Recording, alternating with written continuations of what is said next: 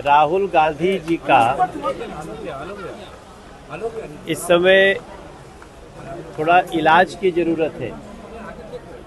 उनका मेंटल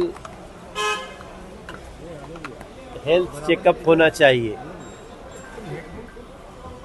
सबसे जो चिंता की बात है कि आप दुनिया भर का जात जानना चाहते हैं और अपना जाति नहीं बताना चाहते, ऐसा क्यों? वो कहते, उनसे जब पूछा गया कि आपकी जाति क्या है तो उन्होंने कहा कि इन्होंने मुझे गाली दिया।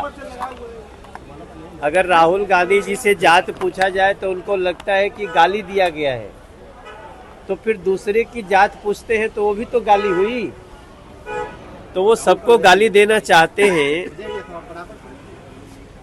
और अपने को उससे बचाना चाहते हैं। तो मैं समझता हूँ ऐसे व्यक्ति का मेंटल हेल्थ चेकअप होना चाहिए।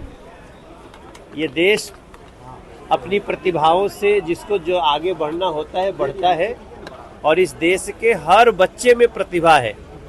ज़रूरत है समय पे उस प्रतिभा को तराशने की, लेकिन पता नहीं, चूँकि इन लोगों को इतना दिन से सत्ता में रहने का आदत हो गया था राहुल जी को, कि सत्ता से निकलने के बाद वैसे ही तड़प रहे हैं जैसे मछली को पानी से निकाल दो। पेंशन पॉलिसी सब पास कर दी गई है। इस देश के जितने सरकारी केंद्रीय कर्मचारी हैं, सरकारी कर्मचारी हैं, उन लोगों का एक लंबे समय से डिमांड था कि हमारा सेंट्रल पेंशन स्कीम को जो पुरानी थी वही लागू किया जाए।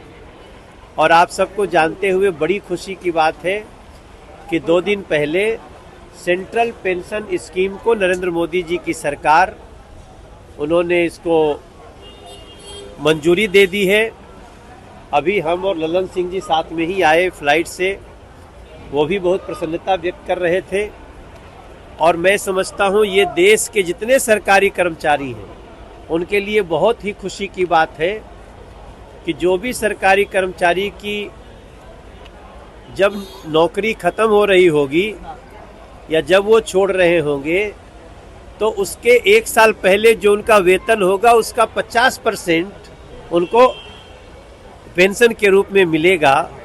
और ये मुझे लगता है देश के लगभग 10 करोड़ लोगों के लिए, 10 करोड़ परिवारों के लिए एक बहुत बड़ा समाचार है। नरेंद्र मोदी जी को धन्यवाद।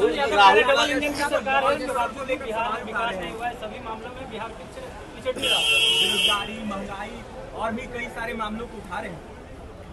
देखिए, वो तो खुद भी रहे। एक बहुत बड़ा वादा करके तेजस्वी बाबू आए थे कि हम आते ही 10 लाख लोगों को नौकरी देंगे। काफ़ी 2.5-3 साल रहे तो 2.5-3 साल में कम से कम 5 लाख को तो दे देना चाहिए था, लेकिन 500 को भी नहीं दे पाए।